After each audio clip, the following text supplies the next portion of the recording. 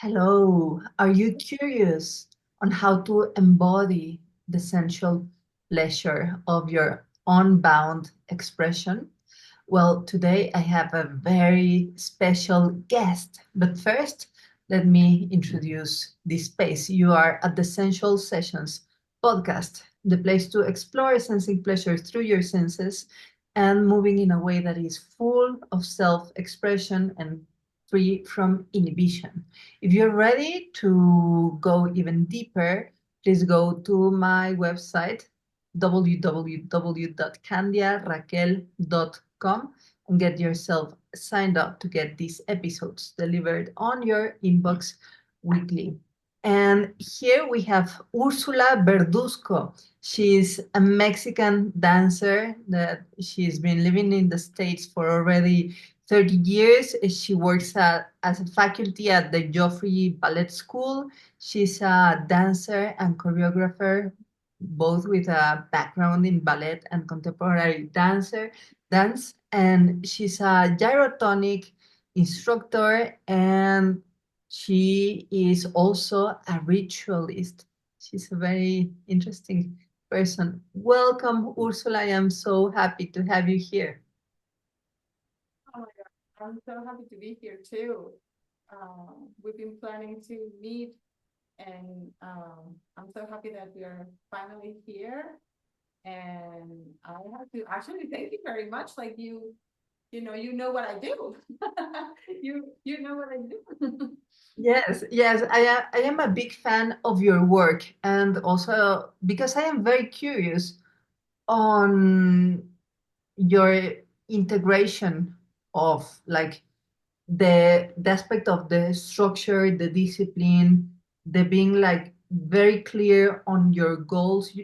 I mean, you are a successful dancer, and it it it seems so natural to you, and I really celebrate that. But that direct drive of saying like, I'm gonna be a dancer and I'm gonna do it like I'm gonna be like in it to win it, like for the real deal, and moving to another country when you were very young. So you have like this drive and this discipline, and at the same time you have like, oh, I even get like the goosebumps. You have this sensitivity and this softness and this gentleness and the connection with the inspiration and your long hair and the rituals that you lead, that normally you see one thing or the other. Like you see the CEO, the overachiever, or the accountant being man or woman that has this drive. Or you see the chaotic artist that has like no top or bottom and it's all over the place and struggles to manifest, to like, you're either with the feet on the ground or like dreaming about castles and without groundedness. And I feel that you have found something. Perhaps it's already natural to you, but I am very curious because I feel that your drive didn't came at the cost of the connection with yourself. And I want to know, how did you do it? How do you do that? Um, it's very interesting to hear you speak about the image that I portray, right? It's Right? very interesting because I do believe that I am all that you're saying.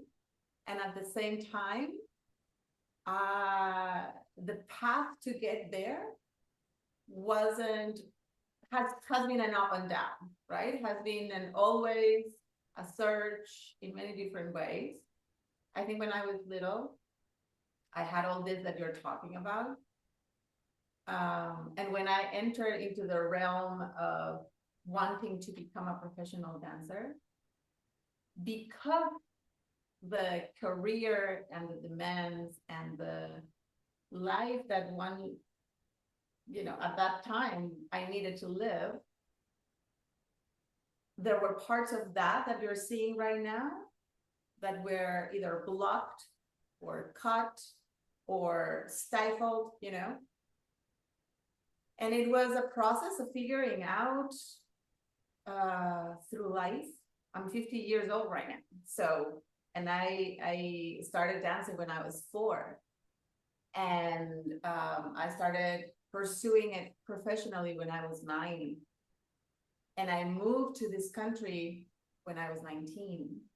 So it's been a life It's devoted to movement, devoted to dance, devoted to sensitivity, to artistry, to the love of movement. And it's always been a roller coaster, you know. I don't think I've ever lost my, let's call it the magic of sensitivity, you know.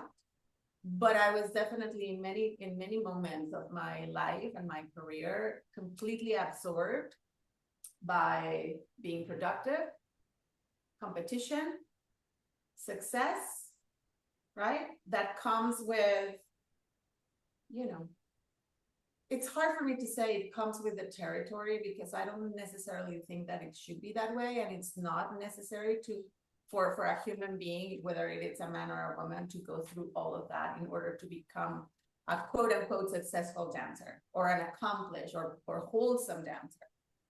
But yeah, I went through all of it. Yeah, and you came out successful. I can feel that your spirit and your femininity wasn't like you didn't allow the circumstances to bruise or broke like the sensitivity. But I really think it's not easy because, well, first off, ballet is one of the most toxic atmospheres ever. Like even if you're super pretty and super talented and super strong and super fit and super flexible and super everything, it's never enough. And especially in that atmosphere, like makes it very clear to you. I don't think there's, well, maybe for the models, a lot of fashion models are anorexic, perhaps in Hollywood too, but this is like a very clear sample of this mindset, this cult that rules this like culture, or that pairs achievement with inhibiting the sensitive parts of oneself, and also because like we want to have a certain shell to protect from criticism and injustice. So, well, like if we grab any magazine, women's magazine, or just on the feed of Facebook, there's always like the subliminal message of not being enough, like not being skinny enough or young enough or tall enough or white enough, because there's a lot of this mindset of fitting into a Western template. And my question is how to stay soft when at the same time one needs to be in a certain way emotionally protected. Like, what did you do when your dance teacher or choreographer or partner or whoever wanted to put you down with a criticism? How did you manage to make it through and stay with this magic that you have? I think, you know, I think it's first is the I think first is the consciousness that this toxicity is everywhere. It's not just in one area or another of life, or one career or another. Like the potential for toxicity is everywhere. And I think that is really manipulated by a system, not necessarily the culture of the small career, but it's a system that wants us to be afraid. It's a system that wants us to be not feeling enough, to feel inadequate, to not feel loved or be loved necessarily. I mean, there's the image of all of this, and we are being sold the image of all these things, but not the reality of it, right? So we want to achieve all these things. We want to be a part of all this love. We want to be this certain kind of image that they're selling us, but that doesn't give us the reality of it ever. Like the reality of that comes from figuring it out inside of you, and then, you know, expanding to see other people or expanding to share with other people. And I think that all this potentially toxic, either places, people, environments, careers, etc., wouldn't necessarily need to be that way if we were able to find it within ourselves first. But we are so manipulated for what's on top. So understanding that, I think the path in any situation where we feel that way, when we don't feel enough, is to, first of all, we have to recognize that that's happened. Yes. And understand that that is not us. The feelings that we get, or the emotions that we get, or the sensations, physical sensations that we get out of this supposed, what we're supposed to be, are not ingrained in us. There are just something that we learn that becomes habitual because we are bombarded all the time with it. So when we acknowledge that that's the case, then we can separate ourselves from it. Yes. Right.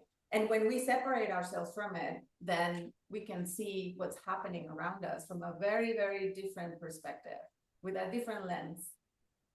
And then from there, like, just, you know, see what is it then. If that is not reality, or if that is not who I am, or that's not the essence of us, then what is it? And then it's a matter of getting introspective with yourself, with your body, with your emotions, accepting emotions, allowing them to happen, you know,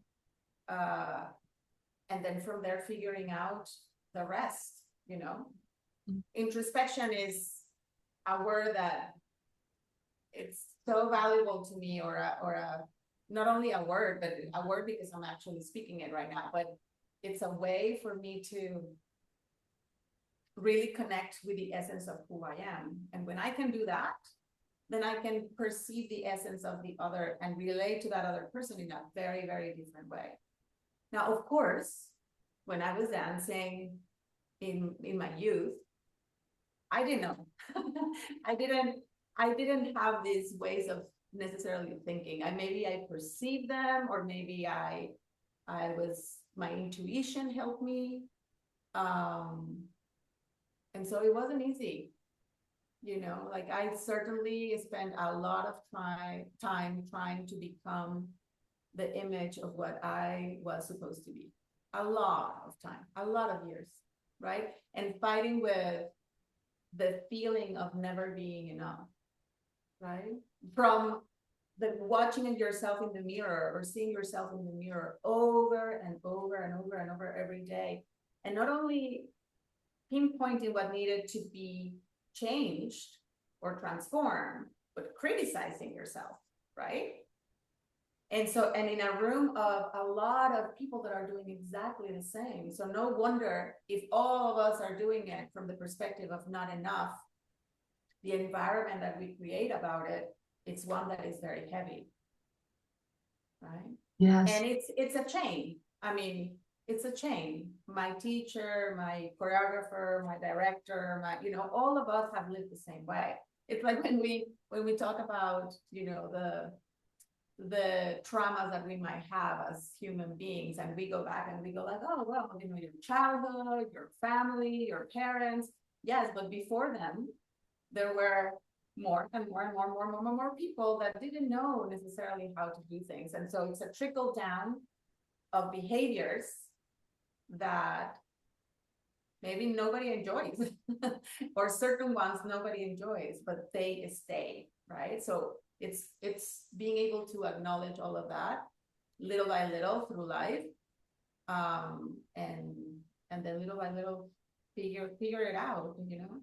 I think age helps a lot too. Age, maturity, because perhaps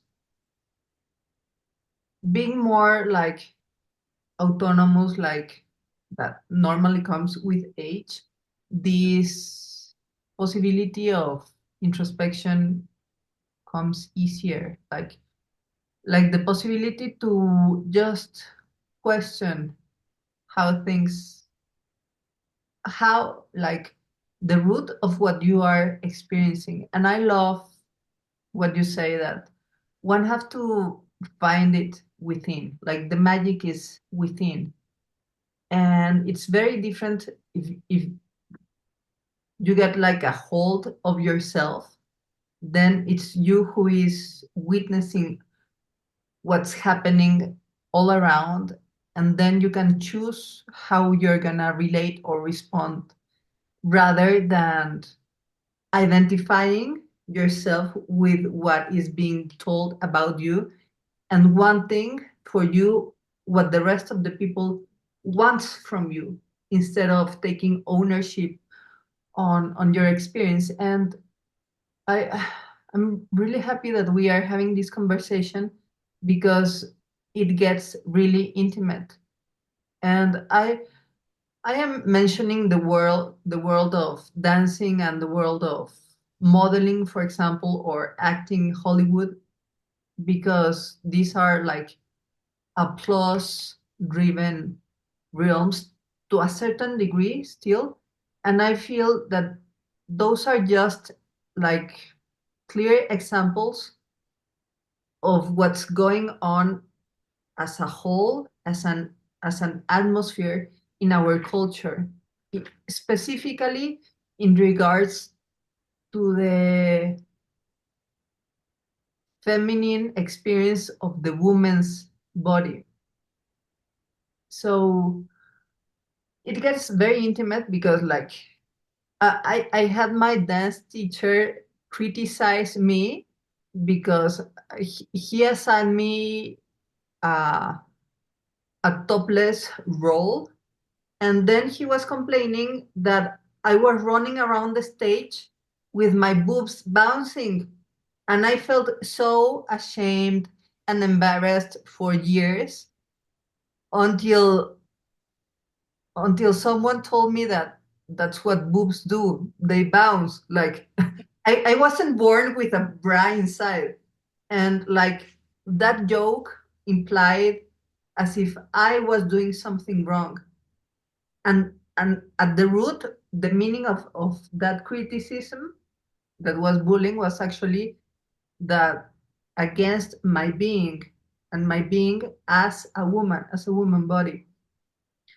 So I feel it's so important to take this ownership of the self and question the experience that we are having, especially in regards to our body and our performance and our appearance, feminine appearance, because that is pretty much shadowed by this like societal societal atmosphere. And in regards to that, I want to ask you uh, about the power of changing that atmosphere, but from within. Because like I just said like minutes earlier that dancing is a toxic environment. It's like you walk into a toxic atmosphere. But at the same time, like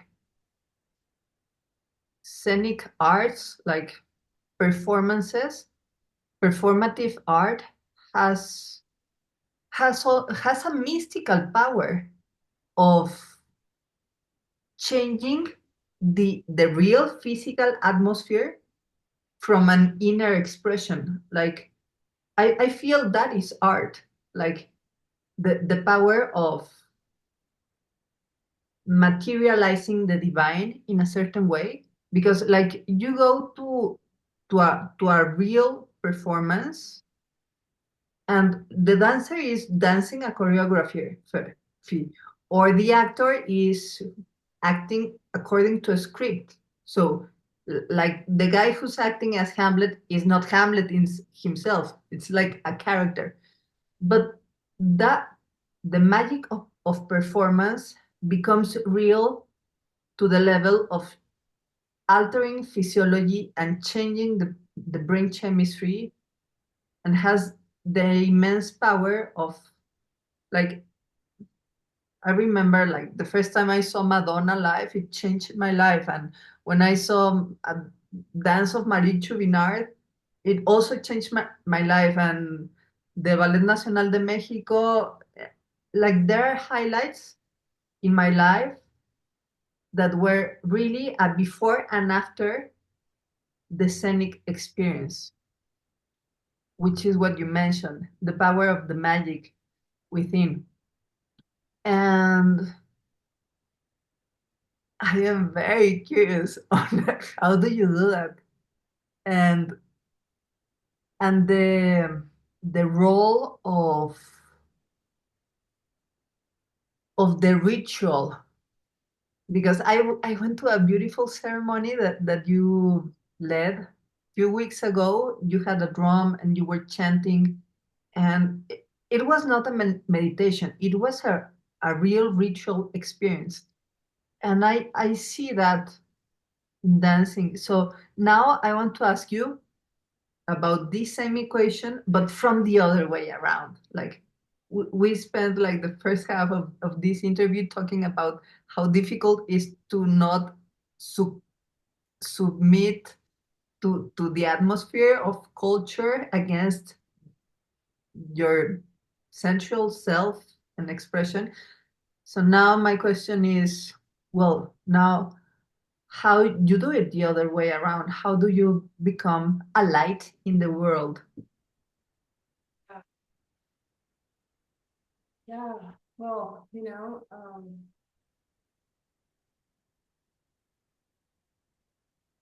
really strong things need to happen to you in order for you to wake up.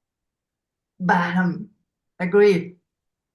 You know, um, transformations in life, um, changes that go beyond what you thought was going to happen.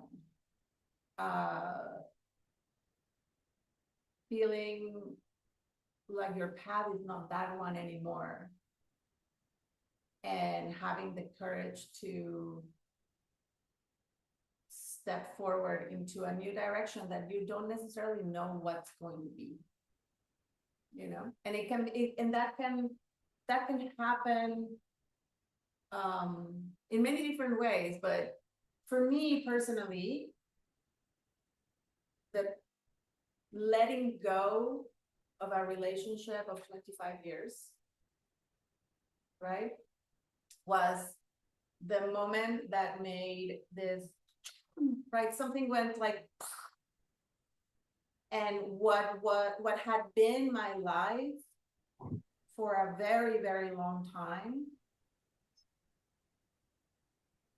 just transformed in so many ways.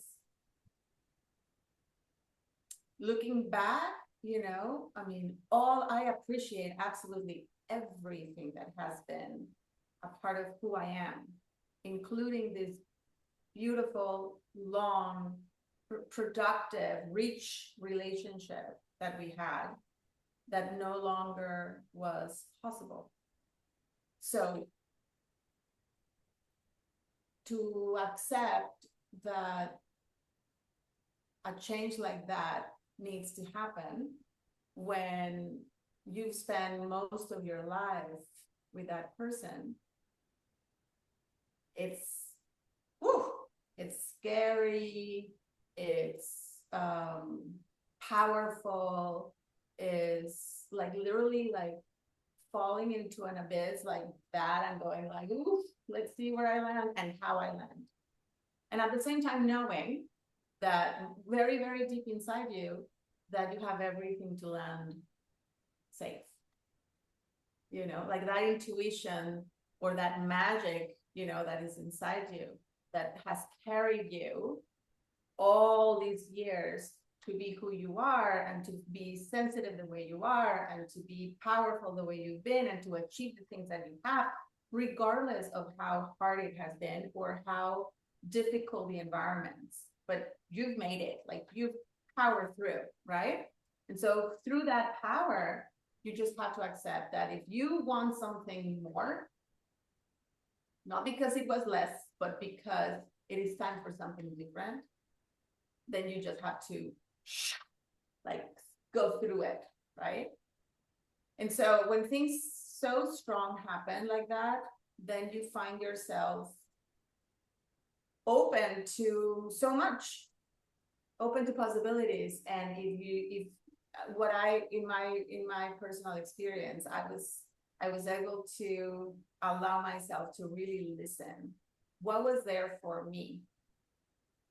You know, what was there for me? And allow life to also guide me. You know, I think that, you know, I remember myself as a dancer pushing and pushing and pushing and pushing and pushing to become this or that, to achieve this or that, or to, yeah, I don't know, have more extensions, do more pirouettes, jump higher, be more expressive, work more and more and more and more, have many more performances. And everything was from the space of pushing, right? Everything was from, I can do more, or, you know, always competing even with myself. There's a quote somewhere about that, about dancers, that it's not about competing with the others, it's about competing with yourself. And when I saw it for the first time, I was like, oh yeah, that makes sense. But I think now I even feel like that's not even the path. For me now, it's about how do I recognize the things that my being needs? And from there, I go. It's not about more, or it's not about better in the sense of what better is in our life. It's about what is my being wanting to say? Yeah. I follow that. Yes. Right? And then suddenly, miraculously, what used to be so hard, what used to be about pushing, it's not about pushing anymore. Of course, I'm in a different part of my life, right? It's when I was 20 something, I was auditioning all the time. I'm not auditioning at all now, right? And what I dance right now, it's not what I used to dance before. So those things change. And so I also want to recognize that in different moments of life, it's time for different things. But the energy is different and the push is different. But from where we go into all those things is what makes a huge difference or transformation in how we perceive what we do, and how if we are a participant of the space being toxic, or we can value the art form for the magic and the beauty that it brings, to become such a skilled, for example, dancer, right? Or the beauty that it is to know the intricacies of your body and say, I'm going to use this muscle and this muscle and this muscle, completely and absolutely conscious. That is a blessing. That is so incredibly beautiful. That touches people, because with that, we can figure out a way to make a quality of movement in a way that says something that other quality of movement wouldn't, right? So if we were able to focus on those things instead of how many pirouettes I can post on Instagram, you know, it's incredible, like what the body can do right now comparatively to what my generation used to do. it's impressive. Like the other day, I saw a beautiful dancer do 20 pirouettes on point. 20, 20, right? And it's not like it wasn't possible before, physically speaking, is that we have been figuring out a way. We have been evolving to figure out ways to do things that are a lot more accomplished physically, right? And so where do we live all the other stuff? Where do we leave the value of the heart and the expression? And even when we're not necessarily focused on that, we go to a performance and it changes our lives, like you said, right? Right. So your question specifically was about like, how do you now, merge all this other stuff that I do with your life? And I think I started telling you about how that changed me, how my experience in life changed me, because from there, I got very much connected with a lot of different things that I've never experienced before, like meditation and singing and, somatic work, therapeutic work, touch, somatic touch, sound healing now, many different variants of connection with the spirit and connection with the self. And when we talk about spirit, sometimes it's hard for people not to go right away to religion, right? But it's spirituality. It's not necessarily following a religion. A person that follows a religion can be spiritual. Can But be. a person that is spiritual doesn't have to follow a religion. Yeah, in the same way that there are people that follow religions and they are not spiritual. And they, like in Mexico, like they go to church and they go out of church as if they didn't go. So that's the thing. Like,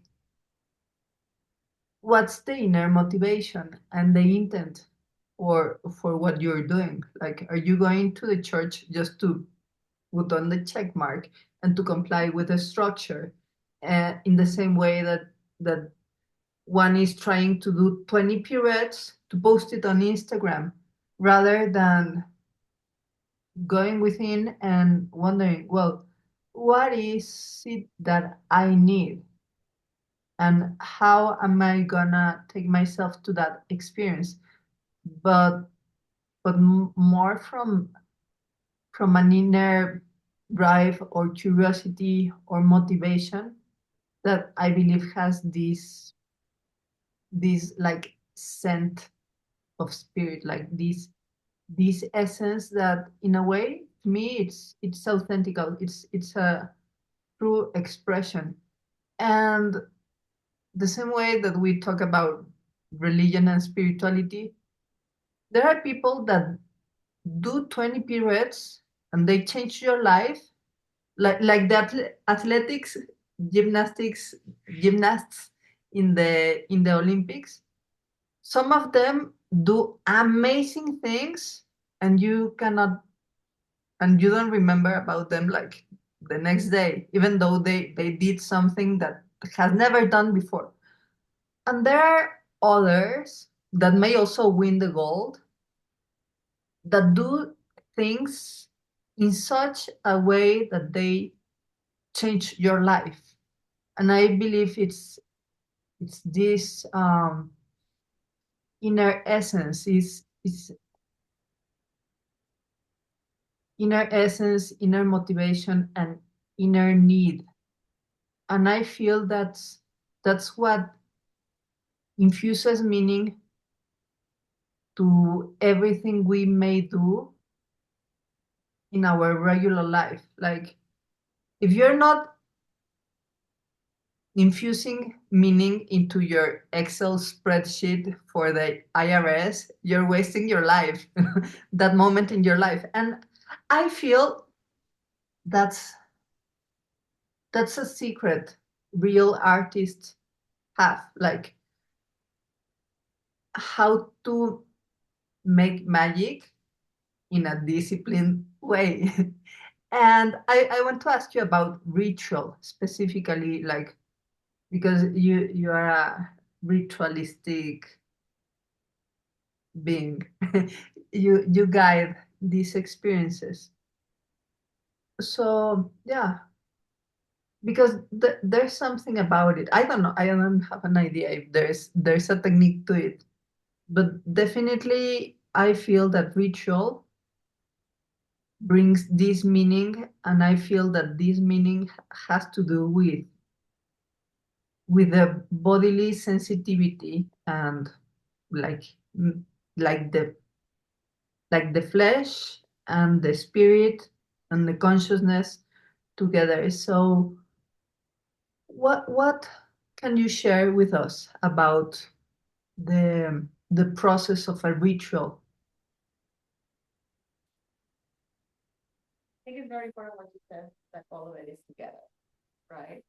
Our body together, having an experience in this life, in this world, right?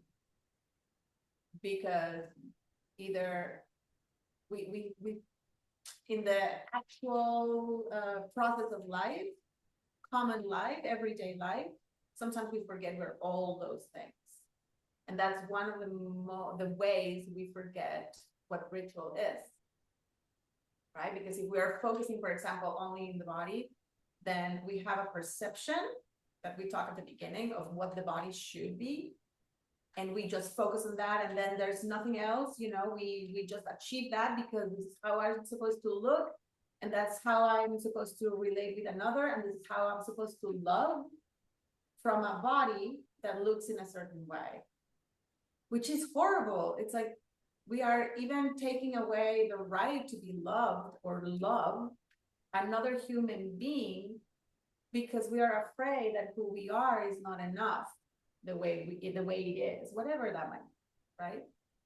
And if we focus only in the spiritual part, then we're all in this just flying up here, right? Without really feeling grounded to take actions that actually take us to the places we want to go and experience, right?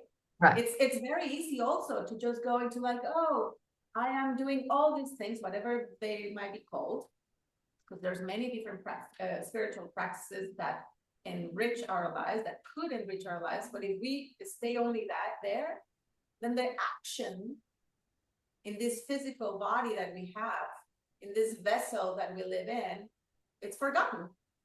And then we don't get to experience, right?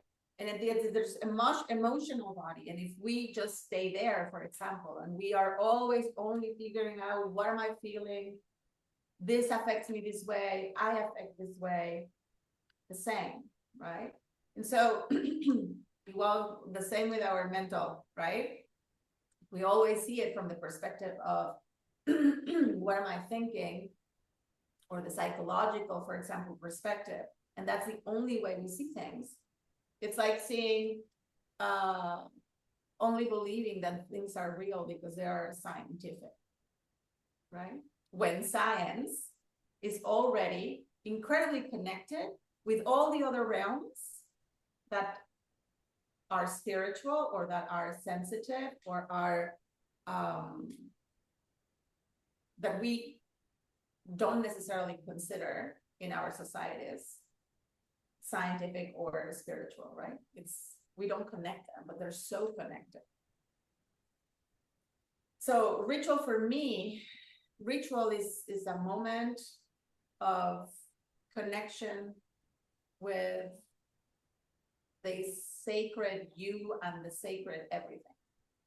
And by everything, I mean the trees and the air, and the soil, and the water, and the other person, like the situations we live, the energies that we embody.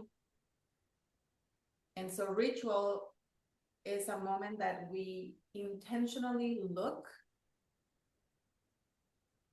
or that we intentionally look to create. Let's start with that. And it's an intimate place is a place where you can allow yourself silence and vacuity and observation. There could be noise. The noise is a different kind of noise. It's more sound than noise, right? And so for me, these three things, vacuity, um, observation, silence, are super, super important. They were part of how I transitioned from that place that I was in to this other place that I'm in right now, right? Like when the pandemic came, boom, that's another hard and strong thing that happened in my life. And it happened to a lot of us. A lot of people transformed the way they lived because they saw themselves in a different light, right? So a ritual, a moment of ritual has this characteristics and the connection, the intentional connection to yourself and the around. And, I think we can create ritual in many ways. Yes. We can have a very specific ceremony that creates ritual, a ritualistic time, or we can ritualize life, which is incredible. It's amazing. Yes, we can ritualize life. I love what you say of having three key components to ritual.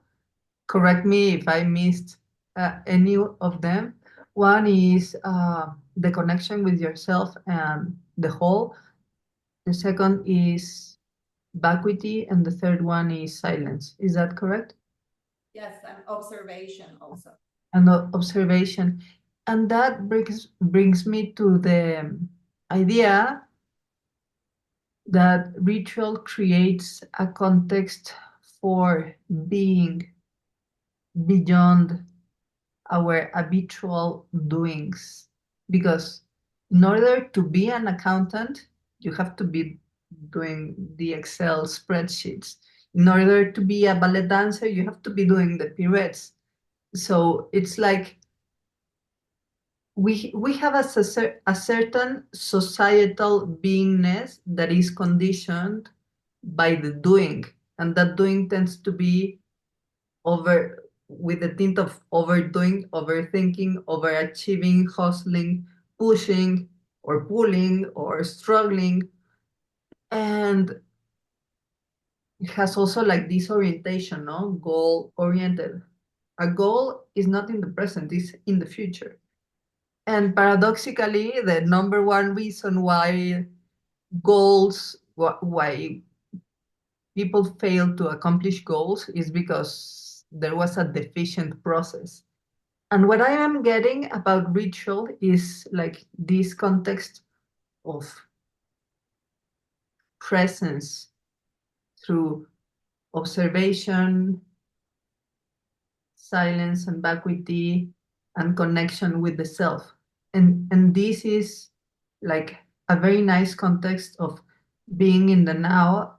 And I love this concept of ritualizing your life, because then you can accomplish both. You can be fully alive and enjoying the present while you are walking through the mysterious path that will lead you to a certain goal. And i I agree that the pandemic was like a liminal time and space, and that when very hardcore things happen in life, it's when one wake up. And what the pandemic gave us as a paradoxical gift was the gift of the present, and realizing that as certain as we may think everything in our life is, it isn't. Because out of nowhere, a pandemic can come, or you can get hit by, I don't know, an unexpected situation. And I love that this outcome of the ritual allows for being in touch with that mystery that is very powerful, like to realize that it is this now when we are alive and when we can create. And And that I feel is a key component of sensual pleasure. Like pleasure only exists in the now, in the here. And there's something wonderful that you're doing about the feminine ways. And tell us about that. And tell us about your earrings that have a womb. Can you tell us about what?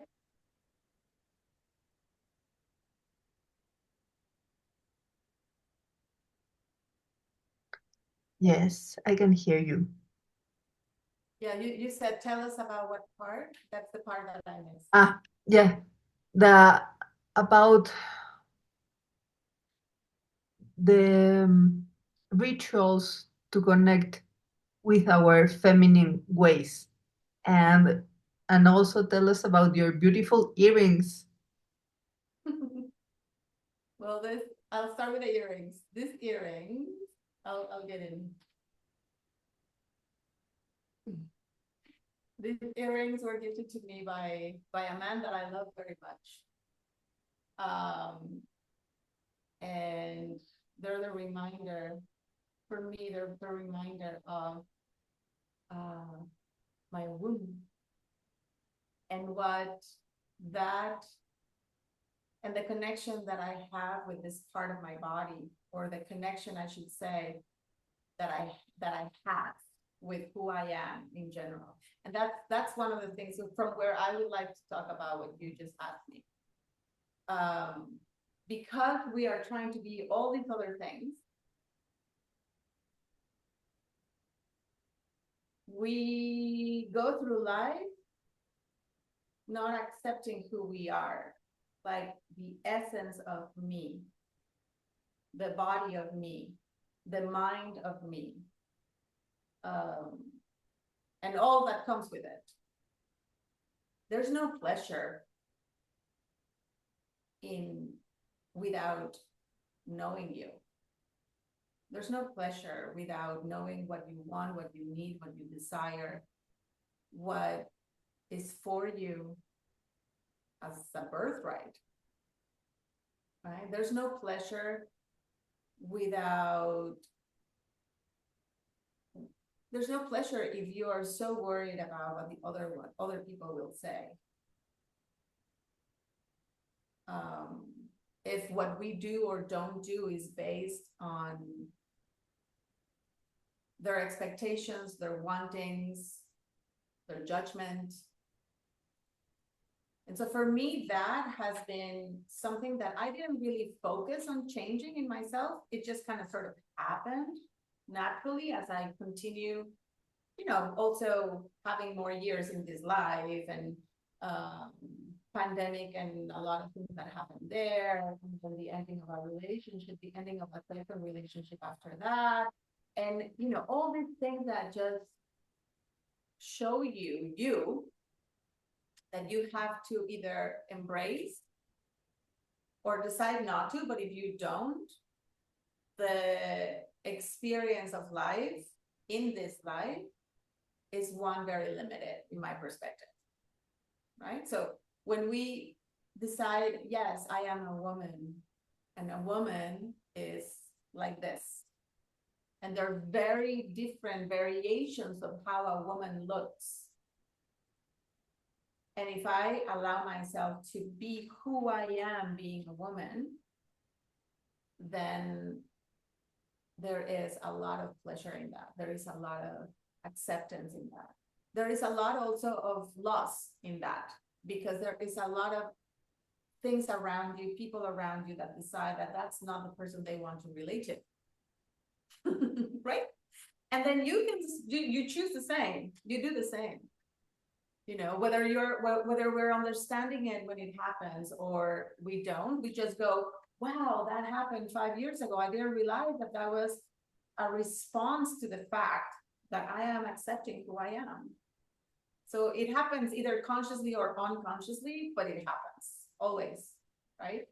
So that understanding of that acknowledgement of me, my body, my mind, my feelings, my wantings, my desires, my limits, you know, it's an experience that, you know, I very recently did a choreography for a company that talks precisely about that, to be this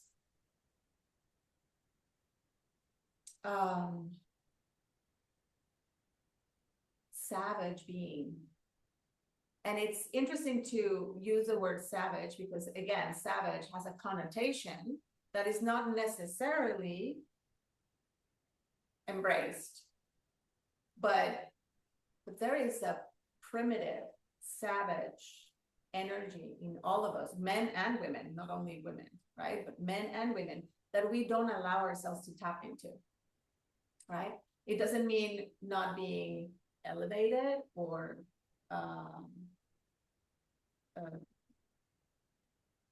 cultured, or, you know, it just means tapping with the essence of you, and also with the essence of so many people before you, all your ancestors that live in certain ways that we keep losing, even though they're coming back, but we keep losing, right? And not putting importance to that, and end up separating us for that, from that real essence of being. And then this real essence of being as a woman has to do so much with who we are in terms of body, right? Because our sexual organs are what maintains this humanity existing. Literally. That is a total connection to creativity, to creation, right? So to be able to actually acknowledge the power that we have as a body, therefore as all the other parts of us, right? And understand that all of them are connected to each other, and that the physicality of who we are is so sacred and so divine. Again, without not using those two words as the expression of religion, but as the expression of understanding our magnitude. Yes, understanding our magnitude as savagely divine beings, when we embrace our true nature. So before we wrap up, I'd like to ask you if you could share with us a very little, maybe a couple minutes ritual to embody feminine sensuality, to embody this savage being of of assuming oneself as a woman. Yeah. Well, maybe we can do a small meditation, a short meditation. Let me just change my, so you can hear sound. I actually have my drum with me. And I'll talk a little bit about my drum. This is a drum that I made myself in a ceremony for making drums. And it's relatively new. Maybe it has like a year and something with me. But it's already like the connection of the sound with the connection of my sound. I find it to be really part of my essence. Let's put it that way, right? Like the sound of the drum is the memory of the beat of the heart, and also the memory of how we used to hear the heart in the wombs of our mothers. So with that in mind, let's, for everybody that is watching this and for you, let's close our eyes. And let's intentionally enter into this place of connection with your own heart. You can put your hand in your heart, one hand in your heart and one hand in your lower belly, whether you are a man or a woman, and you're feeling your body. Just connect with your body in a way that you know it's yours. It belongs to you. And however you identify, just touch your skin, touch your belly, touch your heart.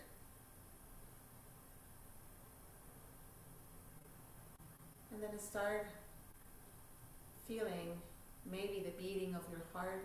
See if you can feel the beating of your heart. Notice if you can hear the beating of your heart. Notice also your breath.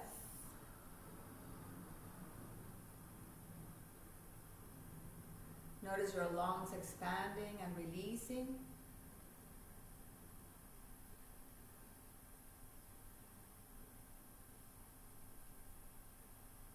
Notice how they inflate and deflate.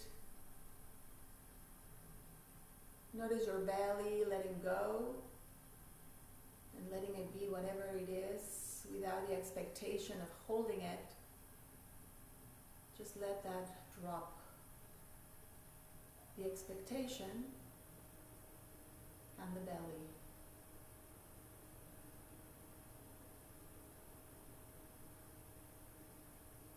Notice the certain kind of silence that is around you.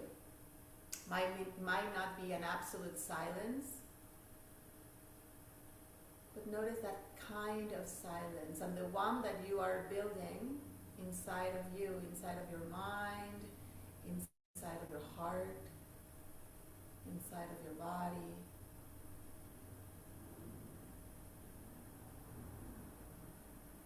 Notice also that vacuity that you can create when you intentionally stay connected to only one thing, yourself, through my voice. And as I play the drum and sing, allow yourself to only listen, but listen not only with your ears, but with the experience of your heart, of your mind. Allow yourself to listen to my voice and what brings you, whatever it is that brings to you. Maybe it brings emotions, or maybe it brings sensations, or maybe it brings images. Just let them flow.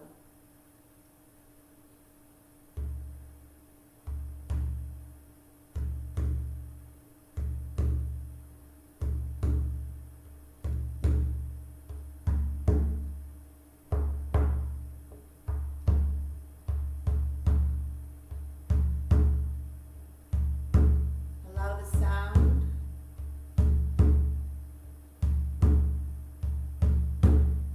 to shower you.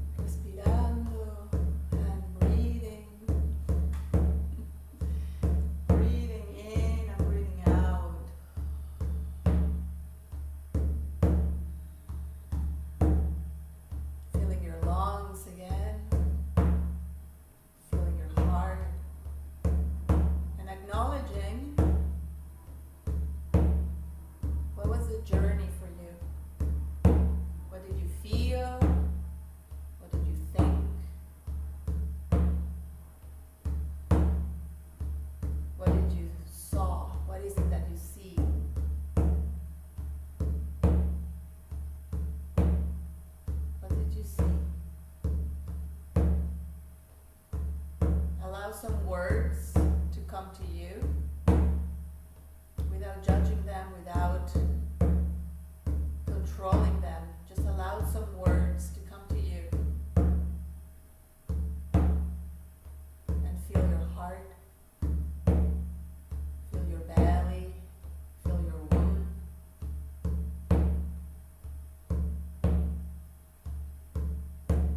Inhaling deep, exhaling deep.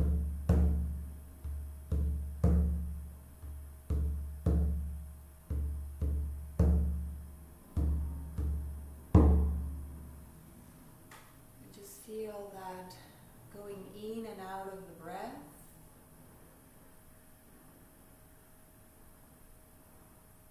Allowing for a really long inhale and a really long exhale.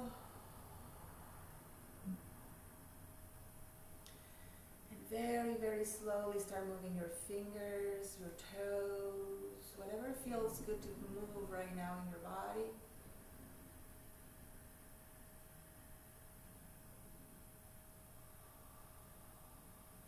And slowly, when you are ready, start opening your eyes.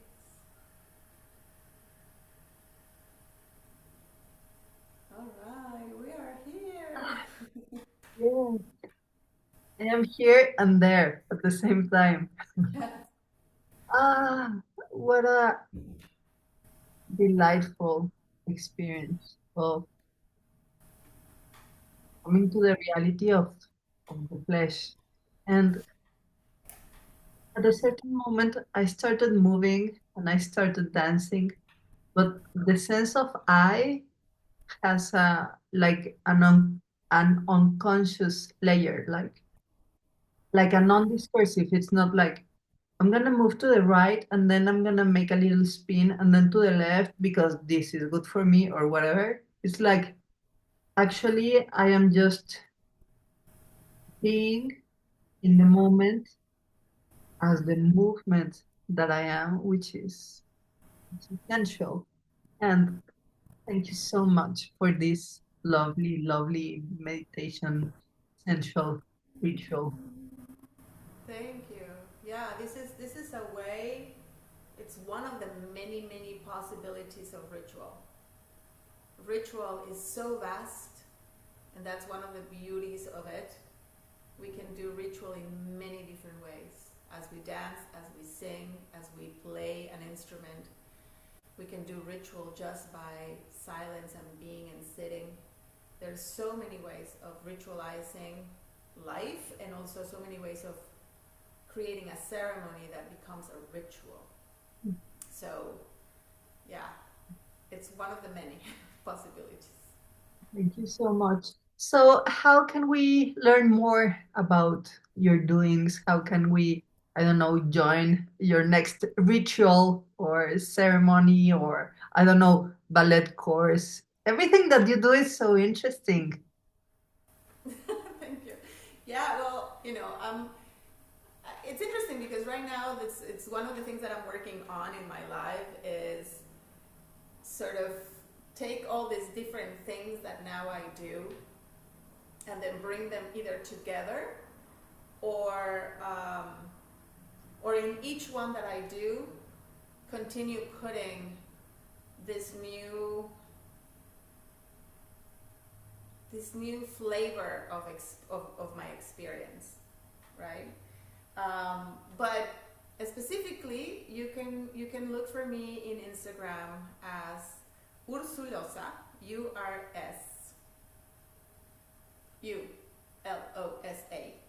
yes, and then also as Healing Arts and Ritual. And if you want one more, which is all about my choreography, is Úrsula Verduzco choreography.